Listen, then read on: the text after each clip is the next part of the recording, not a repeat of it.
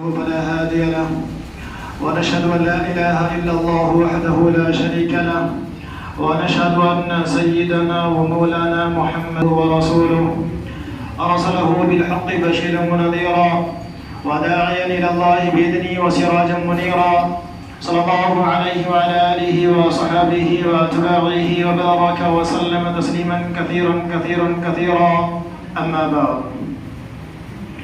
فقد قال الله عز وجل فأعوذ بالله من الشيطان الرجيم بسم الله الرحمن الرحيم إن الله اشترى من المؤمنين أنفسهم وأموالهم بأن لهم الجنة يقاتلون في سبيل الله فيقتلون ويقتلون وعدا عليه حقا في التوراة والإنجيل والقرآن فقال الله تعالى قل إن صلاتي ونسكي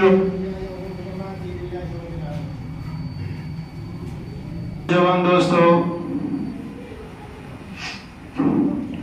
اللہ رب العزت کا بے انتہا فضل و کرم ہے جو اس نے ہمیں حق بات کہنے اور سننے کا موقع عنایت فرمایا۔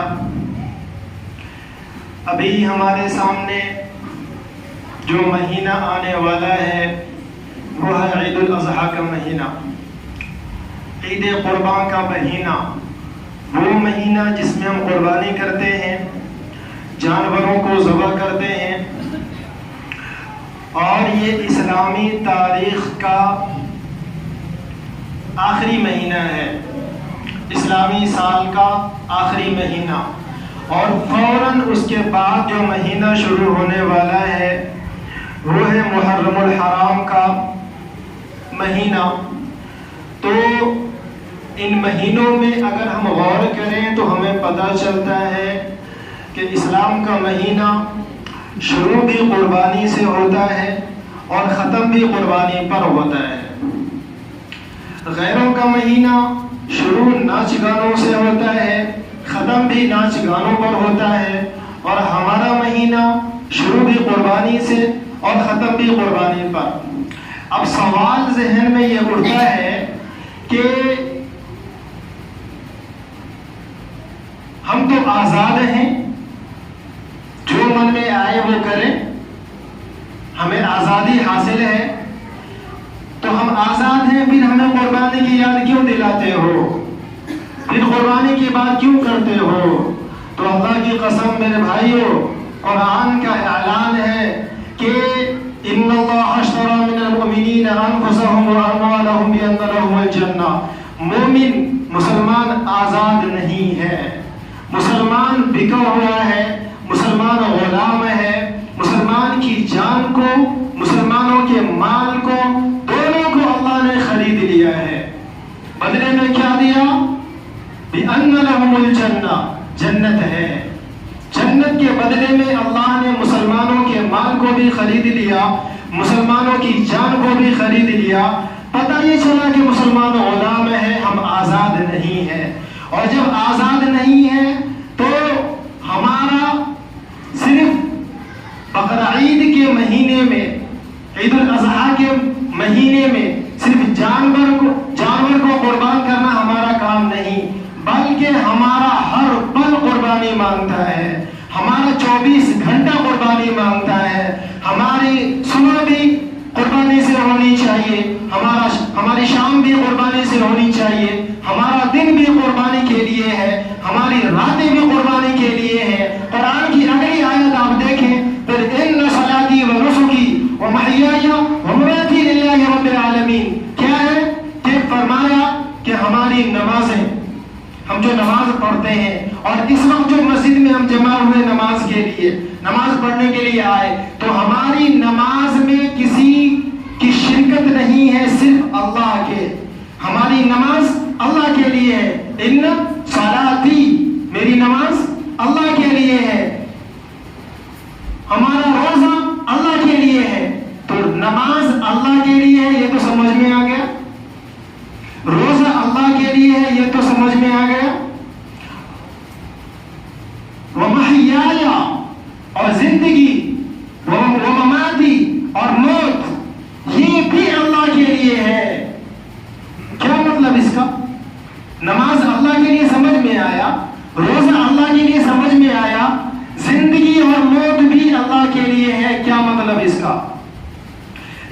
مطلب یہی ہے چونکہ ہم غلام ہیں اور غلام کا کام ہوتا ہے کہ وہ آقا کی فرما برداری کرے، آقا کے حکم کے خلاف نہ جائے، اپنے مالک کے حکم کے خلاف ورزی کرنے کی کوشش نہ کرے۔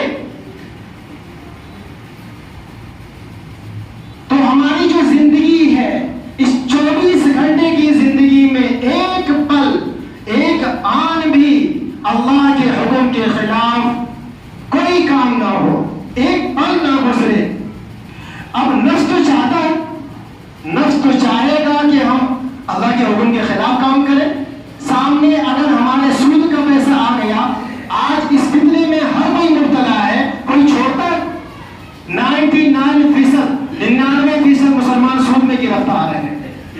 سامنے مال آیا، انٹرسٹ کا پیسہ ہے، جیون بیمہ کا پیسہ ہے، جیسا بھی پیسہ ہے، لوگ یہ چھان بین نہیں کرتے یہ پیسہ کیسا ہے، بس پیسہ ہے کافی ہے۔ تو نفس تو کہے گا کہ لے لو، مگر یہاں پہ سمجھانا کہ نہیں، اللہ کا حکم ہے کہ ہمیں حرام نہیں کھانا، تو نہیں کھانا ہے، اور صحابہ نے یہ کر کے دکھایا ہے۔ دو چار لوگ مل کے بیٹھ گئے، غیبت شروع، دل تو چاہے گا کہ بڑا مزہ آ رہا ہے، دو چار لطیفے ہو جائیں، ہم فلانے کی غیبت کر لیں، لوگ ہماری واہواہی کریں گے، دل تو چاہے گا، لیکن اس وقت میں ہمیں اللہ کو یاد کر کے یہ کہنا ہے کہ نہیں، اللہ کا حکم ہے کہ غیبت کرنا اپنے سگے مرے ہوئے بھائی کا گوشت کھانے کے برابر ہے، ہم غیبت نہیں کریں گے۔ تو نفس چاہے گا کہ ہم یہ کام کریں، نماز کا وقت آیا، مؤذن نے کہا حی علی الصلاۃ، آ جاؤ نماز کے لیے۔ نفس چاہے گا، کون نماز پڑھتا ہے، چلو بازار گھوم کے آ جاتے ہیں، نفس تو یہ چاہے گا، لیکن چونکہ ہم غلام ہیں تو غلام کا کام کیا ہے، آقا کے حکم پر لبیک کہنا۔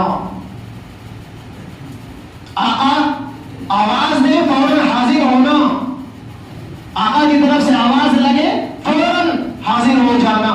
تو نفس چاہتا ہے کہ میں حاضر نہ ہوں، مگر ہمیں حاضر ہونا ہے۔ تو یہ ہر پل نفس کو قربان کر رہے ہیں نا، نفس کی خواہشات کو مار رہے ہیں، نفس کی خواہشات کو دفن کر رہے ہیں، نفس کی خواہشات کو کچل رہے ہیں اپنے پیروں سے، یہ قربانی ہے۔ اور یہ قربانی اللہ ہم سے چاہتا ہے۔ ہر پل رات میں تہجد میں اٹھنا کتنا مشکل ہے، فجر کی نماز کے لیے اٹھنا کتنا مشکل ہے، کتنا مشکل، مگر پھر بھی فجر میں اٹھ کر مسجد کو آنا یہ نفس کی قربانی ہے۔ غیبت کرنے کا نہیں چاہتا، نہیں کریں گے، یہ نفس کی قربانی ہے۔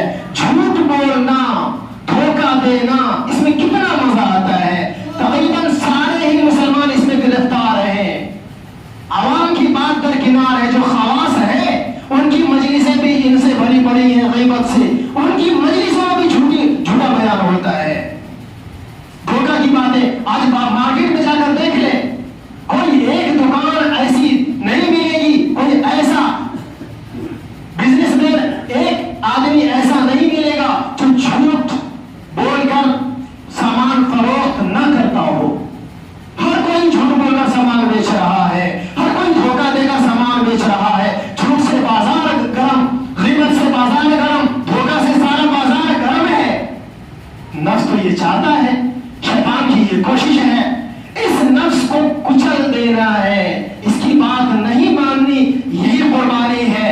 تو جانور جو جب ہم ذبح کرتے ہیں بقرعید کے دن، تو چھری جانور کے گلے پر چلتی ہے، مگر در حقیقت وہ چھری ہمارے خود کے اپنے نفس پہ چلنی چاہیے، نفس پہ چلنی چاہیے۔ چھری تو ہے جانور کے گردن پر، مگر دل کے اندر یہ نیت ہو کہ یا اللہ، بظاہر تو میں اس جانور کو ذبح کر رہا ہوں، لیکن در حقیقت میں اپنے نفس کو ذبح کر رہا ہوں، کہ آج سے میں توبہ کرتا ہوں، آج سے اب میں اپنے نفس کی غلامی نہیں کروں گا، صرف آپ کی غلامی کروں گا، آپ کی غلامی میں آؤں گا، آپ کے حبیب جناب محمد رسول اللہ صلی اللہ علیہ وآلہ وسلم کی سنت پر عمل کروں گا، ان کا سچا اور پکا غلام بن کے زندگی گزاروں گا۔ یہ مقصد ہونی چاہیے قربانی کا۔ قربانی کا مقصد یہ ہو، اور یہ صرف اس ایک دن کے لیے نہیں ہے۔ ابھی تو نوبت حالت یہ ہے کہ قربانی کے دن صاحب نصاب لوگ بھی قربانی کرنا نہیں چاہتے جلدی۔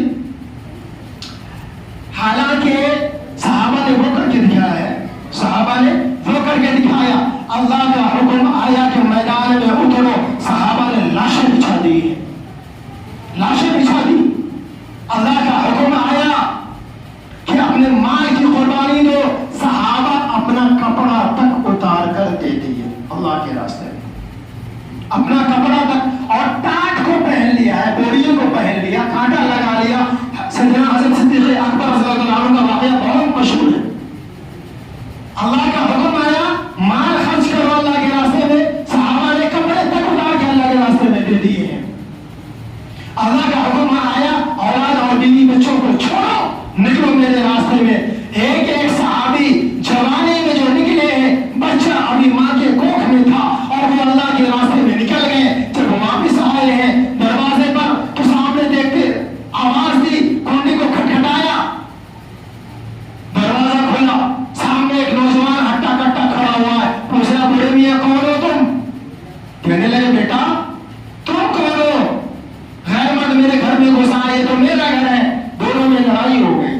ماں نے آ کر فیصلہ کیا بیٹا کہ تیرا باپ ہے، اور شوہر سے کہا کہ جناب یہ آپ کا لاڈلا بیٹا ہے۔ ساری زندگی ساری جوانی اللہ کے راستے میں لگا دی، ختم کر دی۔ بیٹا کو ماں کے کوکھ میں چھوڑ کر گئے تھے، اور آج بوڑھے ہو کر بیٹا جوان ہو چکا ہے، سامنے پا رہے ہیں، اب وہ واپس گھر میں آ رہے ہیں۔ صحابہ نے یہ کر کے دکھلایا ہے۔ اور ہم مال کے اتنے دیوانے، اتنے دیوانے، نہ زکات ادا کرتے ہیں، نہ قربانی کرتے ہیں، اگر کیے بھی تو دکھاوے کے لیے، عام طور سے کیے بھی تو دکھاوے کے لیے، اور پھر کیا ہوتا ہے نام و نمود کے لیے، اور پھر کیا ہے تو قربانی اگر ہم نے جانور ذبح کر دیا یا تھوڑا بہت مال خرچ کر دیا اللہ کے راستے میں، پھر آرام سے بیٹھ گئے، ہم نے تو کام کر دیا ہے، ہم شریعت پر عمل کر لیے ہیں۔ نہیں دوستو، قرآن کا یہ اعلان ہے کہ 24 گھنٹہ اللہ ہم سے قربانی چاہتا ہے۔ ہمیں پیدا اس لیے کیا، وَمَا خَلَقْتُ الْجِنَّ وَالْإِنسَ إِلَّا لِيَعْبُدُونِ، ہمارے پیدا ہونے کا مقصد یہی ہے، لہٰذا ضرورت اس بات کی ہے کہ ہم اپنے مقصد کو سمجھیں۔ دنیا میں آنے کا مقصد ہمارا کیا ہے، اس مقصد کو ہم سمجھیں، اور پھر اس سمجھ کر اس مقصد کے تحت اپنی زندگی گزاریں۔